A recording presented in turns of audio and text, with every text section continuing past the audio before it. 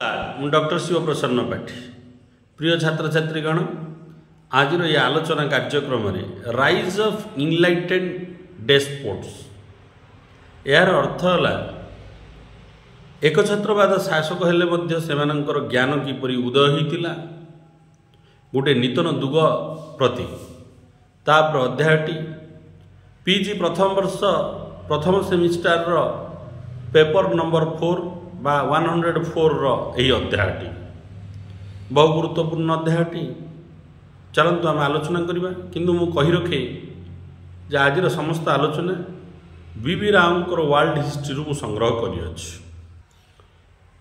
The European society came under the influence of enlightenment by 1750 in the year 1750 AD the European societies came under the influence of enlightenment. It's mean the European society in 1750 enlightened the new knowledge came to the European society for social development, economical development and social living style change. 1750 मसीह यूरोपर सामाजिक अवस्था गोटे नूतन ज्ञान उदय होबार देखा देइथिला जहाँकि Europe रे एकछत्रवादी शासक थिले मध्य सेमानक मध्यरे समाजर हित देशर हित करिवार जो इच्छा शक्ति जागृत होइतिला ताहा होची राइज ऑफ इनलाइटमेंट डेस्पोट्स 1750 मसीह देखा देइथिला। Why the enlightenment despots rise in Europe? Because the desire for peace विश्व सेतबेले शांति आवश्यक करुला तेणु प्रत्येक यूरोपीय राष्ट्र एकछत्रवाद प्रचलित थिले मध्य देशर और समाजर उन्नति में कार्य करने आह्वान आसीथिला। During the Renaissance period and after the Renaissance, in Europe developed the trade industries. Renaissance बा नवजागरण समय रे बा नवजागरण समाप्ति पर यूरोप रे वाणिज्य और शिल्प क्षेत्र अभिवृद्धि होता पिला माने। The industries established during the time of Renaissance and after complete the Renaissance in Europe developed the trades. The European nations deals and start trade and commerce outside of his nations. Every European nation, ruler of king, want to rule on throne with peacefully in Europe. Europe प्रत्येक राष्ट्र राजा से समय चाहिए 1750 मसीहा समय जे शांति भाव किपर रही Europe रे शासन करेंगे। This desire of peace create a platform to rise the enlightenment despots. यही आवश्यकता यही जो शांतिर आवश्यकता गोटे एमती परिवेश आनीदेला यूरोप रे जहाँकि गोटे एकछत्रवादी शासक और शासन व्यवस्था प्रचलित थिले मध्य प्रत्येक देश रे नूतन सामाजिक जीवन यापन और उन्नत सामाजिक व्यवस्था प्रति शासक माने ध्यान देथिले। Now we should discussion about philosophers role to rise enlightenment despots. आमे वर्तमान आलोचना करिबा जे यूरोप रो दार्शनिक मानकर भूमिका कौन थिला जहाँकि एकछत्रवाद शासन थिले मध्य यूरोप रे केतेक देश रे नूतन ज्ञान उदय होइतिला समाजर हित उद्देश्य कार्य करिबा पई। First we should discussion about the Machiavelli. माकियाभेलींकर विषय रे आमे आलोचना करिबा। माकियाभेलींकर लेखा बहुत प्रभाव पकईथिला यूरोप रे जहाँकि यूरोप रे गोटे नूतन सचेतनता जागृत होइतिला उत्तम समाज प्रतिष्ठा करने एवं समाज रे नूतन ज्ञान प्रचलन करने। माकियाभेलींकर प्रसिद्ध पुस्तकटी थिला द प्रिंस। यही पुस्तकटी यूरोप रे बहुमात्रा प्रभाव पकईतिला संस्कार आनिबा क्षेत्र में Machiavelli wrote The Prince. This text influenced to European nations and create awareness in society. For that cause, the European create enlightenment despots. And second enlightenment person, Hobbes. Hobbes also wrote Leviathan. This text also play an important role to came enlightened despots in Europe. Hobbes नामक दार्शनिक गोटे पुस्तक रचना करथिले जाहा कुआ जाउची लेवियाथान। यही पुस्तकटी बहुत गुरुत्वपूर्ण अंश ग्रहण करथिला। एकछत्रवाद शासन बा शासक मानकर मनरे उत्तम समाज प्रतिष्ठा करिया पे प्रजार हितर कार्य करिया पे ज्ञानर उदय होइतिला प्रत्येक शासकों पाखरे। Next बोदिन्स idea. बोदिन मध्य जन फिलोसोफर थिले। तांकर जो दर्शन रेस्पॉन्सिबल टू केम इनलाइटेंड डेस्पोट्स। एई बोदिनकर चिंताधारा मध्य यूरोपर समाज रे नूतन समाज गठन करिबा सुस्थ और आधुनिक समाज गठन करिया पई दायी रहितिला। तो गुरुत्वपूर्ण किए आलोचना कले आमे Machiavelli and his text The Prince, Hobbes and his text Leviathan, बोदाइन यही मानक रोल गुरुत्वपूर्ण थिला यूरोप रे इनलाइटमेंट डेस्पोट हेबा पई। Rise of the nation states यार अर्थ कौन पिला माने जो प्रत्येक देश यूरोप रे रहितिले समस्त निजर राष्ट्र को भल पाइबारे लागिथिले एवं निजर राष्ट्र उन्नति क्षेत्र में कार्य करिया पे प्रयास करथिले। Every state want progress and interest for new nation own nation and nations people develop. So in Europe came enlightened despots. प्रत्येक राज्य निज निजर उन्नति करने को चाहूले, निज राष्ट्र पे उन्नति करने को चाहूले। यह फल जहाँकि यूरोप रे गोटे ज्ञान उदयर यात्रा देखा मिलता। कहीं जदि गोटे देशर नागरिक चाहिए जे नूतन भाव में ज्ञान उदय करने ताहले सफल हम एबे भी। So for that cause the European nations develop and rise enlightenment despots in Europe. Next we should discussion about desire of the peoples.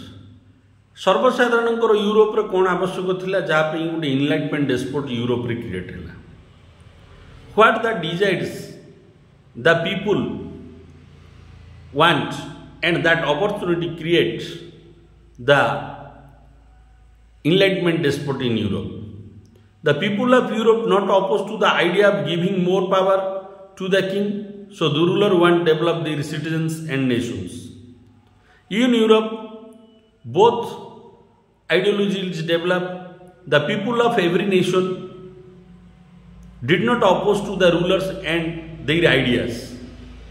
For that cause every ruler think the society's development and citizens' development and nations' development is the own responsibility of kings. For that cause in Europe developed the Enlightenment despots. Europe प्रत्येक राष्ट्र दुई गोटी जिनस को अनुध्यान कले। राजा मानकर कौन निष्पत्ति सर्वसाधारण विरोध करले नहीं। ता सहित सबु क्षमता राजा हाथ रही से प्रयास कले। यह फल राजा माने सर्वसाधारण जनता उन्नति करने को चाहिए एवं निज राष्ट्र उन्नति करने चाहिए। Next we should discuss sense of patriotism. देशभक्ति उपरे समस्त नजर रहा। In Europe every people develop a sense of nationalism and patriotism and nation people stand for nation and king. Europe प्रत्येक देश में गोटे संज्ञा देखादेला जातीयतावाद संज्ञा एवं देश प्रति भक्ति एवं गोटे देशर समस्त नागरिक निज देश और निज राजा सहित ठिया होते। यह थिला गोटे देशभक्तिर परिचय यूरोप रे देखा देइथिला जहाँ फल इनलाइटमेंट डेस्पोट होइथिला। Next we should discussion about the weakness of feudalism, सामंतवादर दुर्बलता। The feudal people were always want weak ruler in his state because they will run the state and dominate to the king or rulers.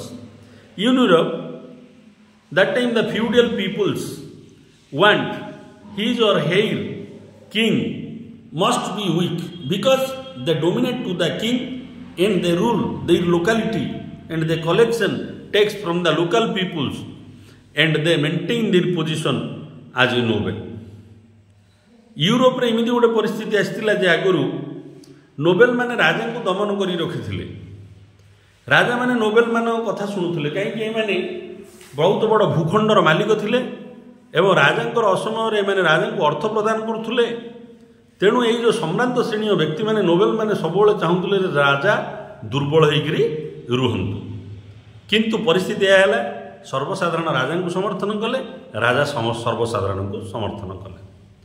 Next we should discussion about the frustration of the masses. जो सर्वसाधारण मध्य जो frustration आसले कौन in Europe the common people were pay different type of tax to king and feudal people but nothing get. So the peoples rise the enlightenment despot in Europe. Europe रे जो सर्वसाधारण बसवास करथुले विभिन्न प्रकार कर से मैंने धर्म अनुष्ठान मानक दौले, सामंत मानक दौले, राजा मानक दौले, किंतु ता प्रतिबदल किसी पाउनथुले। तेणु सर्वसाधारण यूरोप चाहूले जे समस्त ज्ञान उदय हो, यही कुसंस्कार व्यवस्था दूर हो। Tax collection amounts invest for war construction of building and decoration of churches by the king and feudals people. Common man's lifestyle was not change. जो फ्रस्ट्रेशन कहीं ये इनलाइटमेंट डेस्पोट्स कहीं आसला, इनलाइटमेंट डेस्पोट्स आसिया पूर्व यूरोप राजा माने जो कर संग्रह करुले से गुड़िक युद्धरे से मैंने खर्च करुले, बड़ बड़ प्रासाद निर्माण करुले, जेपरी बर्बन डायनेस्टीर बैटल ऑफ जहाँकि बास्ताई फोर्ट को निर्माण करथिले एवं बहु खर्च होइतिला एवं चर्च गुड़ी डेकोरेशन करुले आ प्रजार हितर कौन पैसा खर्च करुनथुले, जहाँफल राजकोष गुड़िक दुर्बल हो जाउथुला। कॉमन मैन बा सर्वसाधारण जीवन शैली अति दुर्दिनमय थिला। तेणु साधारण लोक मैंने इनलाइटमेंट डेस्पोट्स राजा बा शासन मुख्यों पाखे जाग्रत हो चाहूले। Next we should discussion about the weakness of papacy. Papacy means where the pope ruled, that is known as the papacy. ख्रीष्ट धर्मजाजक पोप धर्म अनुष्ठान गुड़िकर मुख्य पोप मानकर कार्य थिला, से माने धर्म ना रे शासन करुले, से माने मध्य दुर्बल हेले। सेमानक दुर्बल मध्य यूरोप समाज रे ज्ञान उदय आनी देइथिला। In Europe the religious people pope create different problems and spread the view about the God, and he was the representative of God, and earth is the flat and sun move around the earth। बढ़िया कथाटी। ये जो मध्ययुग Europe रे गोटे धर्म जाजक मानक द्वारा धर्मनीति प्रचलित होता, जहाँकि यूरोप समाज रे गोटे असुविधा सृष्टि कर देइथिला। जहाँकि धर्मजाजक पोप मानकर मत थिला जे भगवान अच्छा से होचंती भगवानंकर प्रतिनिधि, एवं ये जो पृथ्वीटा अच्छी ये समतल एवं फ्लैट, ये सूर्यर चारिपटे घुरुचे, सूर्य स्थिर अच्छे, सॉरी पृथ्वी चारिपटे सूर्य घुरुचे आ पृथ्वी स्थिर अच्छे। ये गोटे अंधविश्वास लोकंर मनरे पूरे देइथिले धर्मजाजक मानी, किंतु गालीलियोंकर टेलीस्कोप आविष्कार पारे ये अंधविश्वास दूर हो जाइथिला। तापर देखिए next, popes were dominated to the Kings.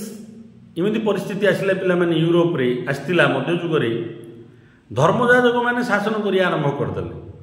धर्मानुष्ठान गुड़िक court run कला in religious place and churches the court run and the popes are dominate to the kings and popes enjoy the lot of wealth and the pope enjoy the tax free status in Europe sometime people oppose to the king and kings view. ये जो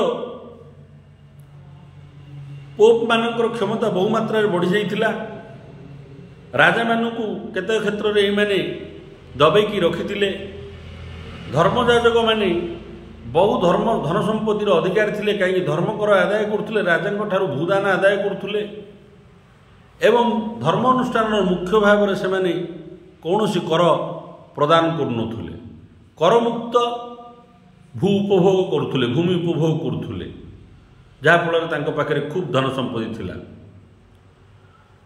एवं बेले बेले राजांकर निष्पत्ति को मध्य pope माने खातिर करुले राजा भी बड़ी जाऊले तेणु यूरोपर समाज रे इनलाइटमेंट डेस्पोट होता। The pope had super power in Europe यूरोपर धर्मानुष्ठान गुड़िकर मुख्य पोप गोटे बहुशक्तिर अधिकारी हो जाते। Discovery of new war weapons also create enlightenment despots in Europe. The new war weapons discovery create alert to world how to danger will come in future, so the people want peaceful life. नूतन अस्त्रशस्त्र ज्ञान कौशल एवं मारणास्त्र जो उद्भावन है से विपद को गोटे संकेत देला जे भविष्य विश्व गोटे बहु विपद को सम्मुखीन कर उद्भावन द्वारा। तेणु यूरोपर लोक मैंने गोटे शांतिपूर्ण जीवन यापन बचाई चाहिए इनलाइटमेंट डेस्पोट्स होता। Now we should discussion about the economic prosperity of the rulers. अर्थनैतिक प्रॉस्पेरिटी शासक मान कौन थिला? By the reform movement the European people ignore the pope's view. जेतेबेले रिफॉर्म मूवमेंट आरंभ होता यूरोप रे जो पोप माने निजर मत रखुले ताको सर्वसाधारण इग्नोर कले अणदेखा करथिले। The European ruler also ignore the religious leader like popes and ruler take all land to own hand from the church of और पोप। शेषर जो इनलाइटमेंट डेस्पोट है यूरोपर शासक माने आउ से धर्मजाजक मान मानिले नहीं। से जानीदे जे एमाने कौन उत्तराधिकारी भगवान रिप्रेजेंटेटिव नुह एमाने कुशासन करुँच। तेणु पोप गुड़िकर धन संपत्ति को उच्छेद कर राजा माने निज हाथ को नहीं गले। After loss of land came to ruler hand in Europe lots of tax collection from that land and ruler of Europe fulfil the financial shortage of own state. तो पे बढ़िया कथाटी ये अच्छी जे जेतेबेले राजा माने यूरोप रे पोप मानकर सब धन संपत्ति को बाज्याप्त कले और निज हाथ मुठा को नहीं गले राजा मानकर जो आर्थिक समस्या थिला ताहा यूरोप रे रहिला ना। बहु भूखंड कर आसला आर्थिक समस्या दूर होला समाज रे गोटे शांतिपूर्ण जीवन यापन आसला।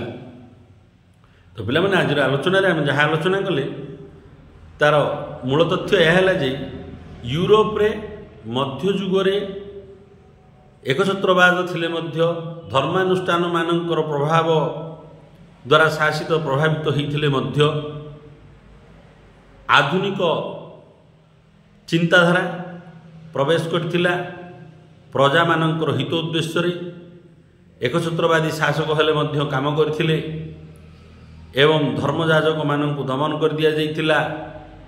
धर्मजाजक मानकर संपत्ति को अन्य मानक मध्य बांटी दि जाइथिला। यह थिला पिला माने 18th सेंचुरी इनलाइटमेंट डेस्पोट्स। मु आशा करुच्ची मोर आलोचना आपण मानकर आगामी पीजी प्रथम सेमिस्टर परीक्षा सहायक। वीडियो को लाइक करंतु, चैनल को सब्सक्राइब करंतु एवं समस्त छात्र छात्री गहन शेयर करंतु। वंदे उत्कल जननी।